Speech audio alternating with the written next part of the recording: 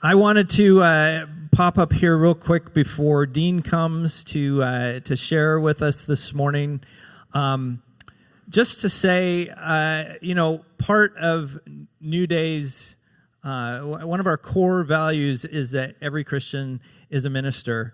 And so, I didn't really know that preaching for me would become something that I just really loved so much. I mean, you hear preaching, and preaching is kind of a negative word usually when it's, it wasn't.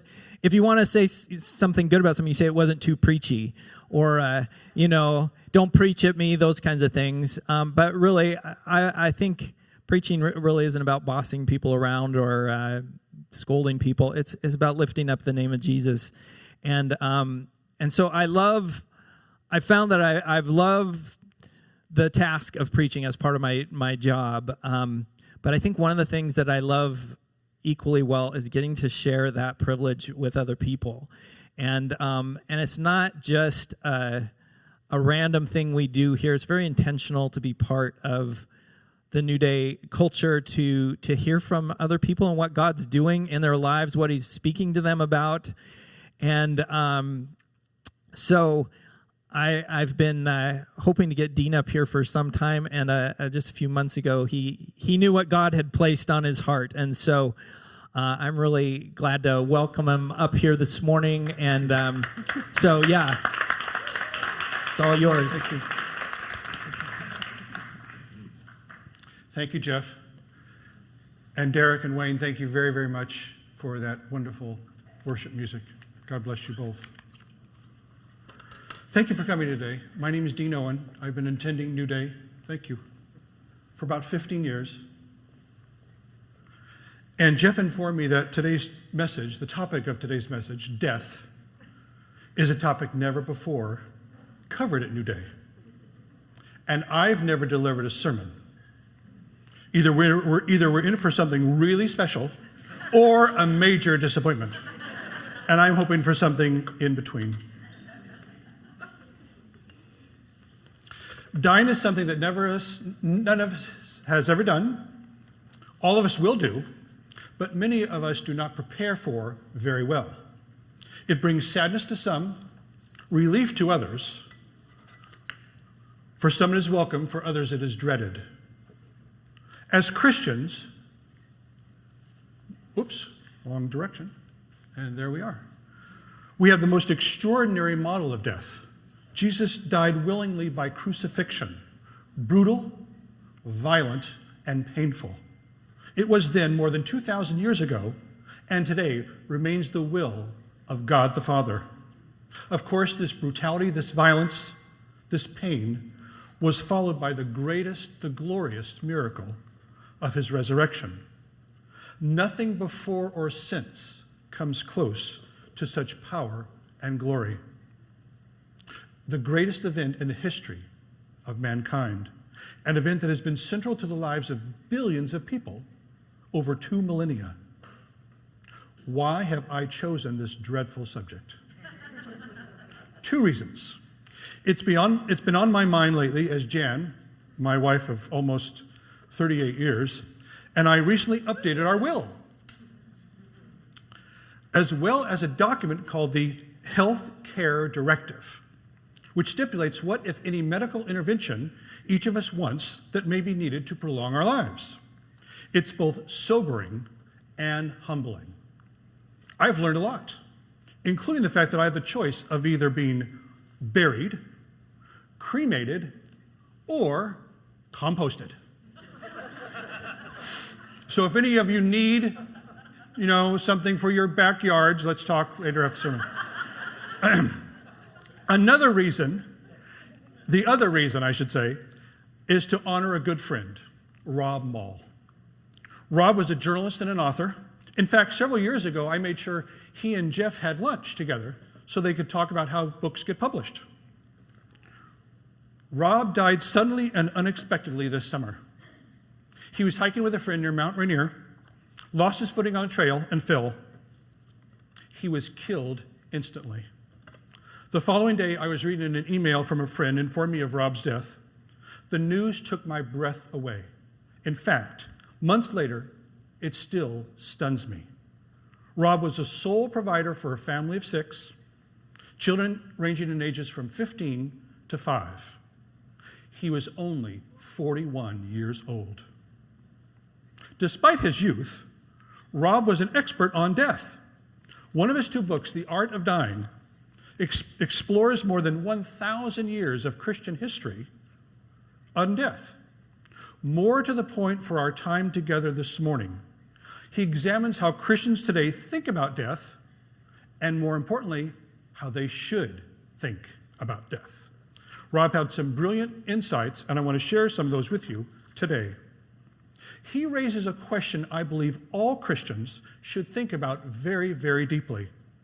How can we emulate Jesus, not just how we live, but how we die? We often say about a friend or a loved one who dies, he or she lived a great life. Let's turn around and ask ourselves, what does it mean to die a great death? As God, Jesus knew when and how and where he was going to die. Short of taking one's own life, no one can claim such knowledge. Jesus prepared for death and gave guidance and wisdom to those who were near to him and whom he loved. As I am certain I am here with you today, I know each of us can prepare well for our death. And in doing so, we can inspire others with our words and our actions and leave a legacy that inspires generations to come. First, a few words about our culture, how our culture views death. In contrast to hundreds of years ago, when seeing a dead body would be commonplace, individuals today outside the death business, hospitals, nursing homes, and funeral parlors, we rarely see a corpse. As a result, death is less likely to be on our minds unless a friend or a loved one has or is about to pass away. Many of us as Christians, even with the blessed assurance that death is not the end, we still want to delay, defer, and dodge our last breath here on earth. Our society values youth, vigor, and beauty. It does not value old age. In fact, in a scientific study to be published later this month, researchers conclude that our brains do their best to keep us from dwelling on our own death. They found that neurologically, we shield ourselves by categorizing death as an unfortunate event that only befalls others. So in addition to being in denial about death, we spend a lot of money dodging, deferring, and delaying death. In 2018, Americans spent $16.5 billion on plastic surgery. $16.5 billion to look healthier, younger, and more attractive. Let's look at that in a different context. How much, what would that money, $16.5 billion, have bought? First off, 5.3 billion gallons of gasoline. All of us here, our children, our grandchildren, and yes, even our great-grandchildren, could fill up at the pump for the rest of our lives. How about, and this is a shout out to CJ's Tigers, 32 million trips to Paris. Or a shout out to her husband, Kevin, 3,600 sets of season tickets for the Seahawks. Put another way, that is 1/7 of the net worth of the wealthiest individual in the world, Jeff Bezos. Think about the next time you're checking out on Amazon. And yes, on Amazon, there are several pages offering caskets and urns for people and pets. Of course, I made the grievous error of looking on Amazon. And now I'm getting spammed with ads for coffins and funeral arrangements. Jan, don't worry, I'm not biting. Sorry, I digress. Jesus prepared for his death both in words and in actions. The book of John gives us 3 powerful examples of such preparation. In chapter 13, we are with him in the upper room, the Passover meal. We learn that Jesus had discerned from the Father that his time on earth was limited, and he wanted to demonstrate his servanthood to his disciples with the hope, maybe even the expectation, that they too would demonstrate servanthood to others after his death. Jesus knew the Father had put all things under his power, that he had come from God and was returning to God. He got up from the meal, took off his outer clothing, wrapped a towel around his waist, and after that poured water in a basin and began to wash his disciples' feet, drying them with a towel that was wrapped around him. That, my friends, is servanthood at its greatest. Later in chapter 15, Jesus prepares his disciples with words and underscores his love for them and his love for the Father. That loving others is not an option. My command is this: love each other as I have loved you. Greater love hath no one than this, to lay down one's life for one's friends. You are my friends, if you do what I command. I will no longer call you servants. A servant does not know his master's business. Instead, I call you friends. For everything I learned from my Father, I have made known to you, so that you might go and bear fruit that will last, so that whatever you ask in my name, the Father will give you. This is my command. Love each other. And maybe most powerfully, in chapter 19, while hanging on the cross, Jesus looked down on his mother, and most scholars believe the disciple who was with her was John. Jesus wanted to ease his mother's suffering. Rather than watching her son being executed, he directed John to care for her. When Jesus therefore saw his mother and the disciple standing, by whom he loved, he said to his mother, "Woman, behold thy son." And after that he said to his disciple, "Son, behold thy mother." And from that hour that disciple took her unto his own home. Jesus was naked and in indescribable and unconscionable pain, but he thought not of himself. Rather, he was concerned for the well-being of his mother after his death. Serving others, the imperative of love, and directing care for loved ones. Elements of a great death. So how do we plan this? How do we plan to die well? How can we emulate the love, the compassion, the discernment of Jesus as we prepare for our own death? One way to begin is by answering that question. Is by answering that question to reflect on why we are here. Think about this. We're living in 2019. Why not 1919? Why not 2119? I believe God has placed us on this earth at this time for a reason, whether we are 63, 73, or even 23. I reflected on that question a few years ago and came to this conclusion. We are here to serve others, and in doing so reflect God's love and to be a beacon of his grace, his mercy, his kindness. It's that simple and that complex. The rest is details. Important details. Who do you marry? How do you earn a living? Whether to have children or money. By the way, for those of you, you either have children or money. You don't have both. Trust me. But they're details. As I said, we all need to have a sense that God has placed us on this earth for a reason. And those who are aging and dying are no exception. My friend Rob Mall wrote the following: "Dying is an art only because through it, God is at work. Only in God's hand can something ugly and terrible be transformed into a thing of beauty and purpose. In the end, death is as mysterious to us as resurrection. We must practice for our deaths, prepare to care for others as they face it, to look for the hand of God who welcomes us through death and life everlasting. Practice for our deaths. What does that mean? For some possible answers, let's take a moment to explore some observations and insights from 4 writers many of us admire. Henry Nouwen.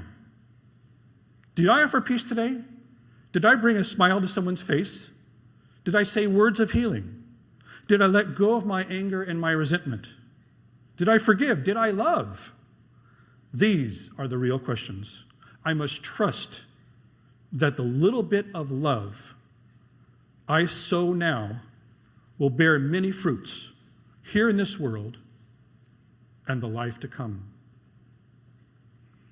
How about A.W. Tozer? We must meet the uncertainties of this world with the certainty of the world to come. Did you ever stop to think that God is going to be as pleased to have you with him in heaven as you are to be there?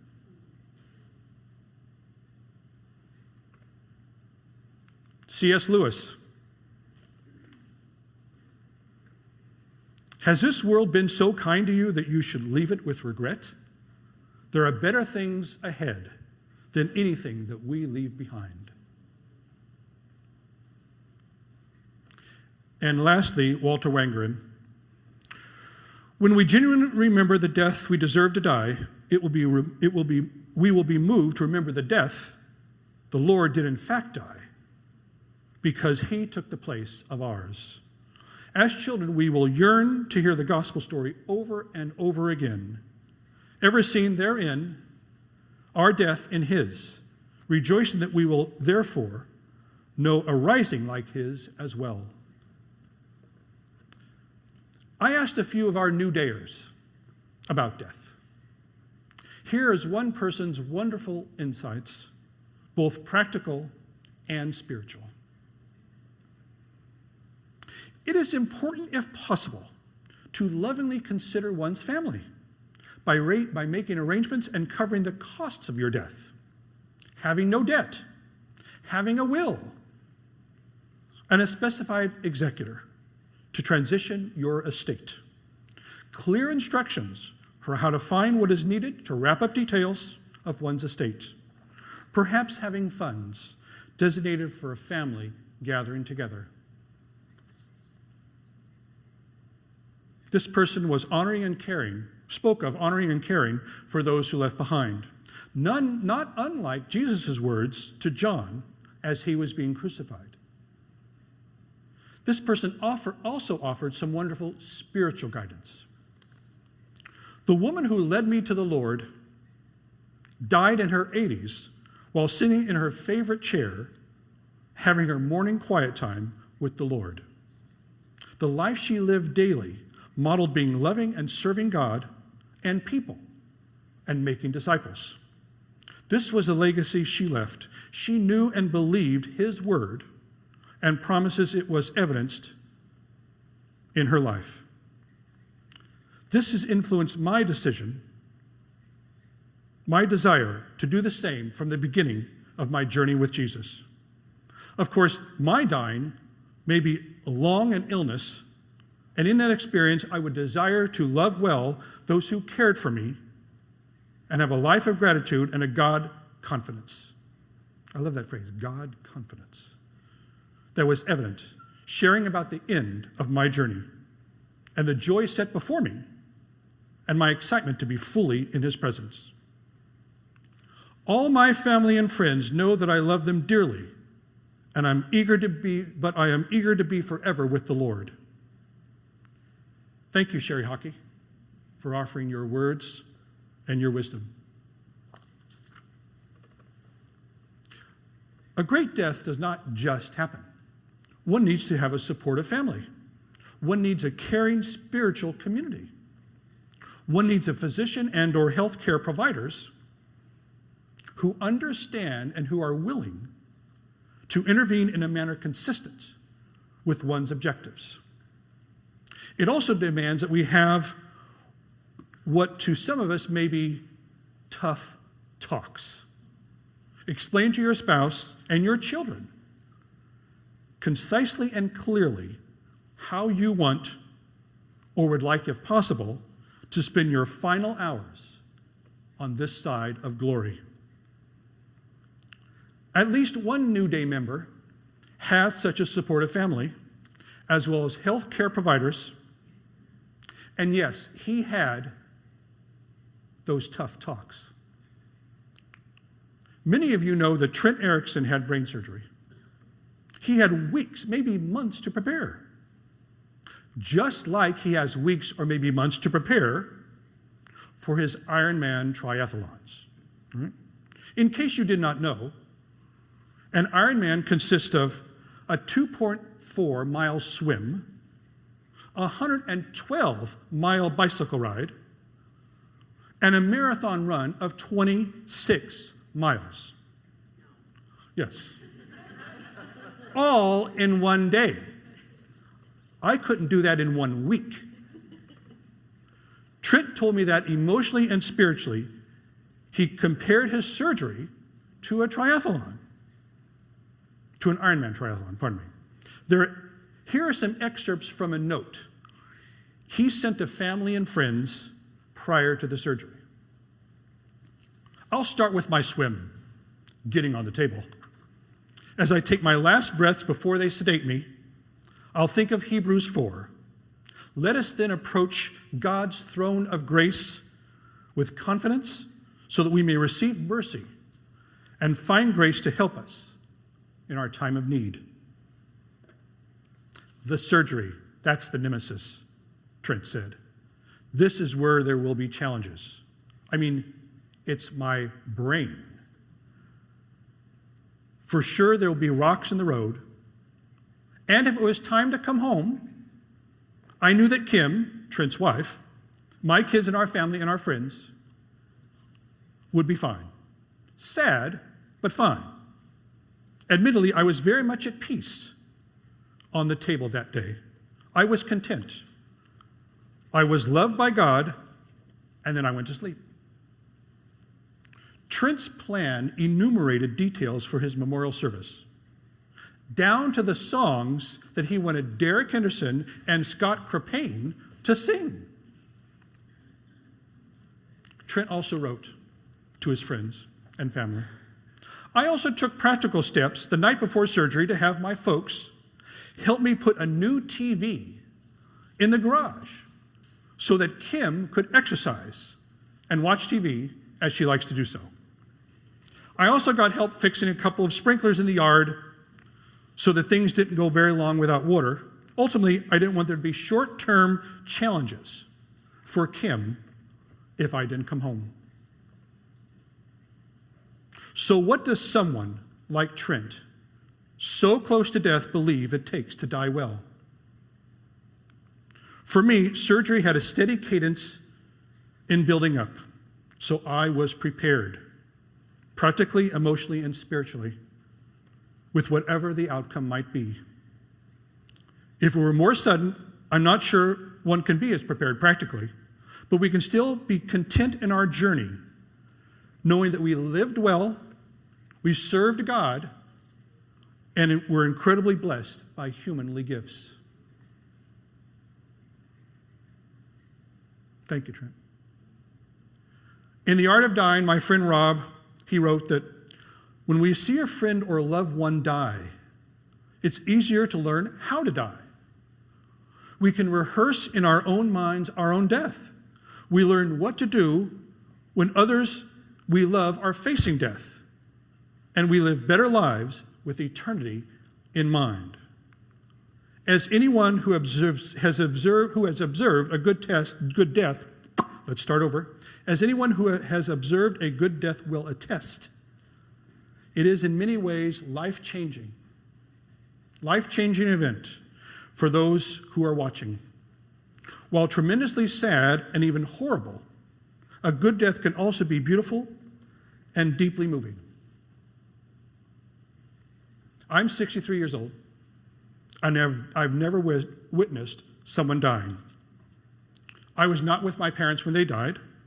One night in 1993, on my parents' 53rd wedding anniversary, I received a phone call from my father to inform me that my mother had died. I got on a plane, and the next day I saw my mother looking serene and peaceful in a casket. Very emotional, very sad, but it was all too easy. It was all too simple. For others who have experienced the immediacy of death, it was neither easy nor simple.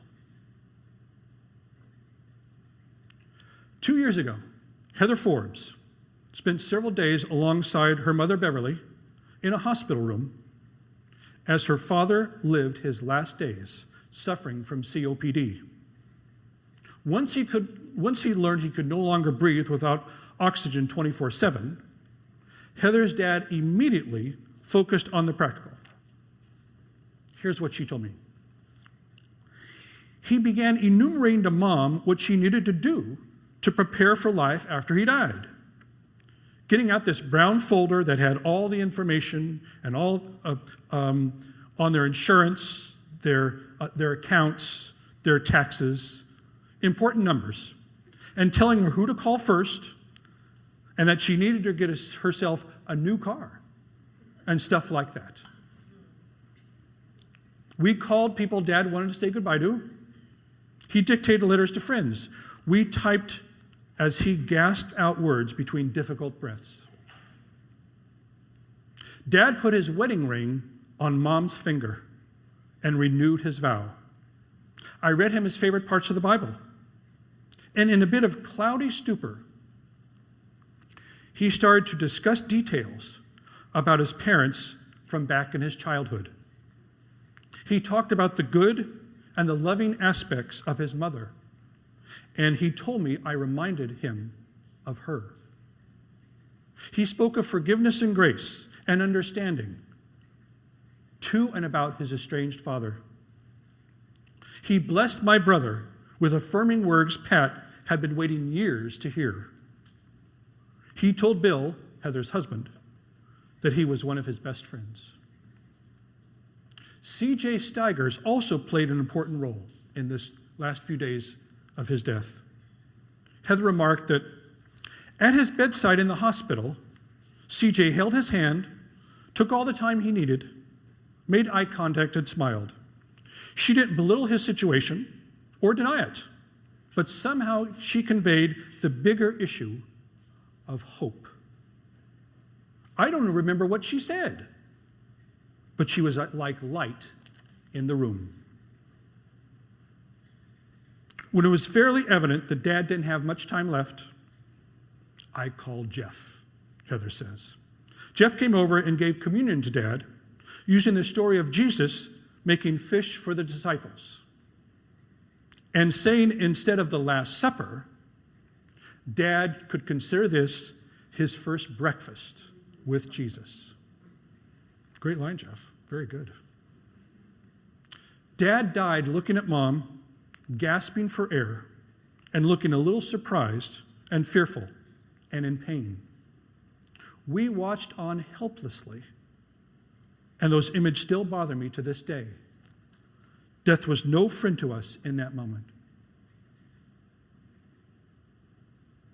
When I think about it, Heather said, I realize how precious it was that we could be there for him in his last days and seize upon them as you seize upon the first days with a newborn baby. A whole universe and all that is important just in one room with you. Dying well, Heather says, means to remember God's goodness to you, his presence in your journey, letting those things guide you and trust you in the unknown of death.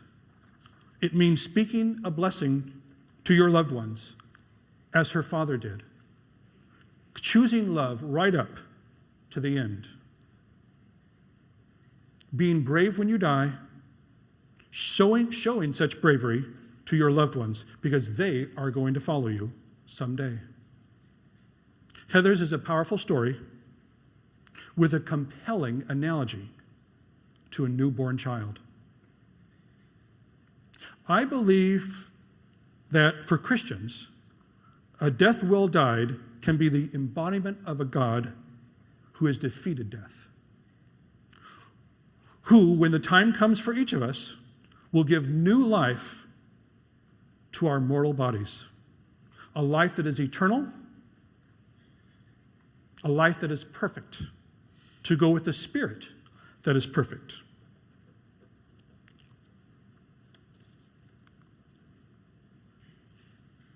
Dying a good death, no fear, practical preparation, witness and testimony, and a legacy of God's immeasurable love, mercy, and grace. Beyond that, I will leave it to Jeff or another brave soul, much braver than I am, to present a message on what heaven will look like. I'm not going there. So let me close with a question. Show of hands, please.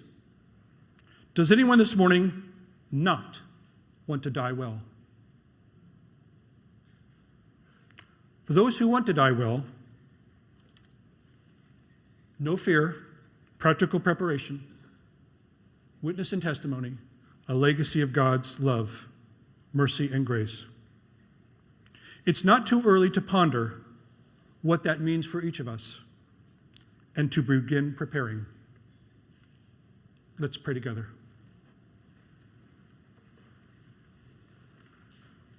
Father God, in your infinite wisdom, your perfect mercy, and your immeasurable grace, thank you for being a beacon to all of us, and let us be beacons to others of your greatness. Thank you for my friend Rob, who leaves a legacy. Thank you for my friends here at New Day. Thank you for Jeff for the opportunity to present to each of my colleagues today, Lord, these thoughts and observations. In your Son's name, we pray these things humbly. Amen.